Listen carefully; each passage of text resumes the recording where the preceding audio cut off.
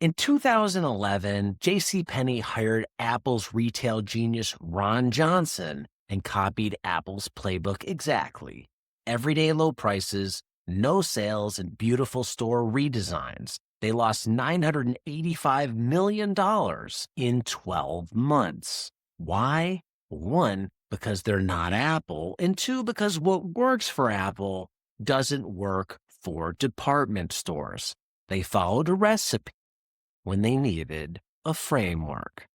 I'm Diego Diegeo. Thanks for watching. And today I'm going to show you the difference between a recipe and a framework in business and give you 3 frameworks that you can implement tomorrow to make better decisions in your business so you can adapt faster and stop wasting money on tactics that don't fit your context. Let's get into it. Here's what a recipe looks like in business. Post on Instagram 3 times daily at 9 a.m., 1 p.m., and 6 p.m. Use these 5 hashtags. Follow this exact caption formula. It works until Instagram changes its algorithm or your audience shifts platforms or competitors copy you. I've seen local coffee shops copy Starbucks and fail for the same reason. Wrong recipe, wrong context. Recipes assume static conditions everywhere for everyone.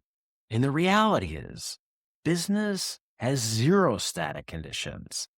Everything is different, at least a little bit, for everyone and every business everywhere. A framework is different. Instead of the do exactly this type mindset, it says achieve this outcome using these principles. So it's more like a tool than a recipe. Here's an example. When 2 restaurants faced COVID lockdown, here's what they had. Restaurant A had a recipe. Serve 100 covers nightly in a dining room with white tablecloth service. Restaurant B had a framework. Deliver exceptional food experiences to our community. Restaurant A stayed closed for months, waiting to reopen their dining room during the lockdown. Restaurant B pivoted and said, how do we deliver exceptional food experiences to our community? They did it with family meal kits, virtual wine tastings, and parking lot dining. Same crisis for A and B, only drastically different outcomes. The framework restaurant stayed agile. They adapted. The recipe restaurant stayed stuck. In business, we want to avoid using recipes to run our business as much as possible. Instead, we want to look to frameworks. And here's your first framework for rapid decision making. Acronym ICE. I for impact. You're going to ask the question, what's the potential upside if this works? C is for confidence. How certain are you that your decision will work? E is for ease. How quickly can you test the idea? When making a decision, score each 1 through 10, multiply them, and the highest score wins. Here's a real-world example. Let's say you need more customers. You have 3 options. Option A, you pay Zuckerberg a bunch of money and you run Facebook ads. The impact might be a 7. You might reach thousands. Confidence, 3. You've never run ads. You don't know if people will see them and not buy. You just don't know if it'll work. Ease, it's 8. Once you do it and figure it out, pretty easy. You can start today. Total score, 168. Option B, partner with a complementary business. If you're a coffee shop, maybe you partner with a bakery. If you're a microbrew, maybe you partner with a pizzeria. The impact, 6. You'll probably reach less than with Facebook, but you'll reach qualified customers, customers that matter to your business. Confidence, 8. You know they'll say yes if you present this in the right way. Ease 9. You're just making phone calls to get this offer started. Do the multiplication, you're at 432. Option C, attend a fancy trade show. Maybe you go to Las Vegas and check out the Sphere while you're there. No, you won't because it's crazy expensive. Anyway, the impact of going might be a 9 because that's the perfect audience for products and things like that. So very targeted. Confidence, it's a 5. You don't know if anybody who actually comes will want to buy your stuff. The ease, it's a 2. Like I said, the Sphere is expensive. The Sphere is expensive. Food there is expensive and it's months away. So make that a 2. Do the multiplication and you get a 90. When you look at this as a whole, the framework says start with partnerships. Simple math beats gut feelings. And that's what we're trying to do with frameworks. We're trying to get emotionally distant from the situation and we're trying to make solid business decisions. Why this framework creates agility? You're not stuck second guessing decisions. When opportunities arise, you can evaluate them in minutes, not weeks, and you say, based on the framework, I made the best possible choice. It might not work, but it was the best choice. We need to just let it play out. Framework 2 is something called the Zone of Genius Matrix. This framework, often talked about in a Morgan Freeman-like voice, determines what you should do versus delegate. You're going to draw 4 quadrants, like you'll see on the screen here. Top left, love it, not great at it. We label that learn. Top right, love it and great at it. That's the focus area. That is your zone of genius. That's where you want to live. That's your own island where you want to build up your own camp. Bottom left, hate it, not great at it, delete it. Bottom right, hate it, but great at it, delegate it. List every task that you do and plot them on this matrix. If you were somebody who owned a marketing agency, you might spend 15 hours a week on bookkeeping and you might hate it, but you're great at it. And that's a task you would delegate. You could hire a bookkeeper for some amount per month and use those 15 hours you freed up for strategy that can generate a ton for your business and bring you into the genius zone where you want to focus a lot of your efforts. The framework reveals what your guts can't see or what your gut feeling or intuition says. You're probably wasting valuable hours on work that's the least valuable. Why this creates agility? When you focus on your zone of genius, you move faster and adapt better. You're not bogged down on tasks that drain you. So try and get your work into the genius zone, the upper right of that matrix.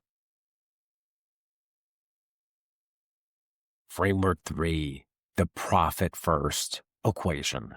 Most businesses use this recipe. Sales minus expenses equals profit. And you might think, yeah, that's right. What's wrong with that? Michael Michalowicz flipped it into a framework that looks like this. Sales minus profit equals expenses. Same variables, just different order. Take profits first and constrain expenses to what's left.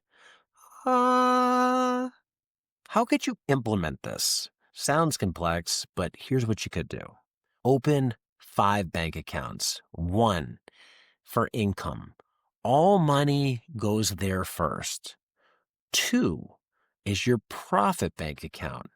You transfer a percentage of your income directly into your profit bank account. And you do this off the top. 3 is owner pay. You pay yourself second.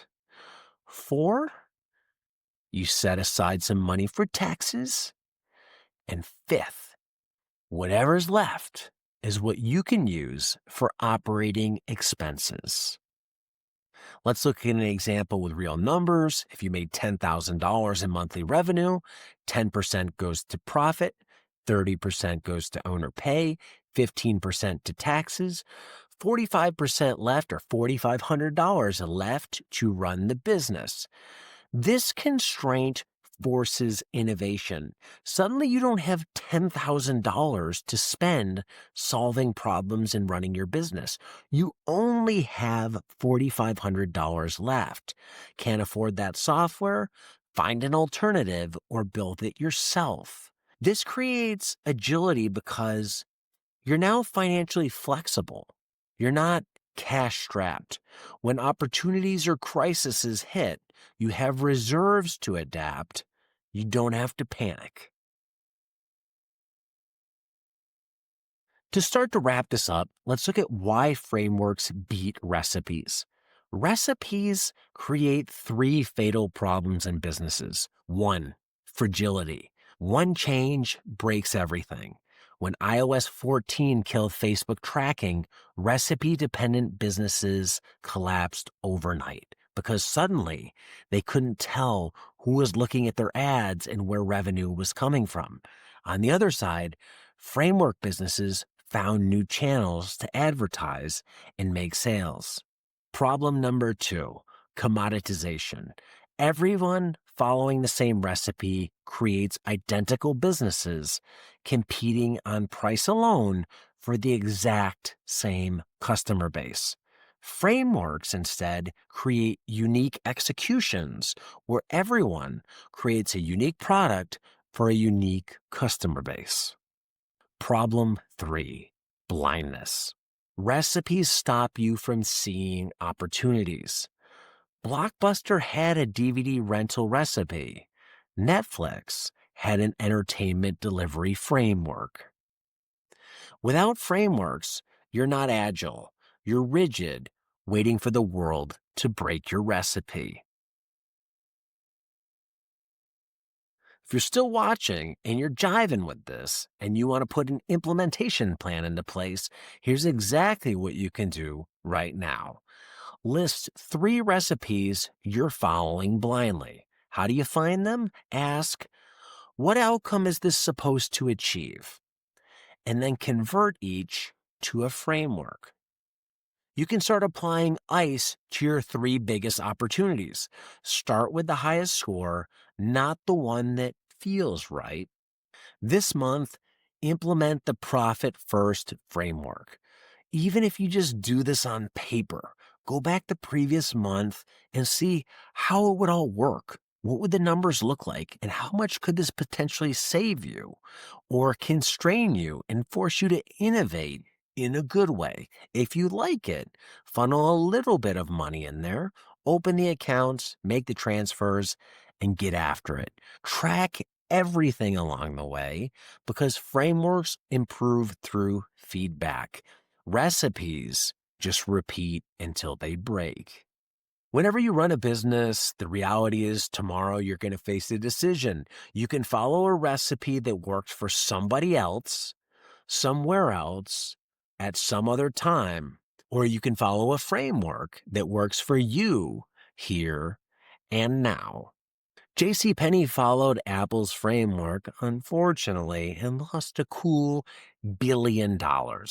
Restaurants that survived COVID threw out their recipes, not the ones in the kitchen, the business recipes, and instead followed frameworks. The tools are in front of you: ICE for decisions, zones of genius for focus, and Profit First for financial health. Frameworks just don't help you survive disruption. They help you thrive at it. Start with one tomorrow. Your future self will thank you for using it. Thanks for watching this video. I'd love to know what you thought about it. Let me know in the comments below. I'll probably be doing more videos like this that are more business macro in the future. So stay tuned for those right here on this channel. And the best way to do that is hit like, hit subscribe, and do all the other things to make sure YouTube lets you know when my face will show up on your phone or your computer screen. Thanks for watching this one. Until next time, be nice, be thankful, and do the work.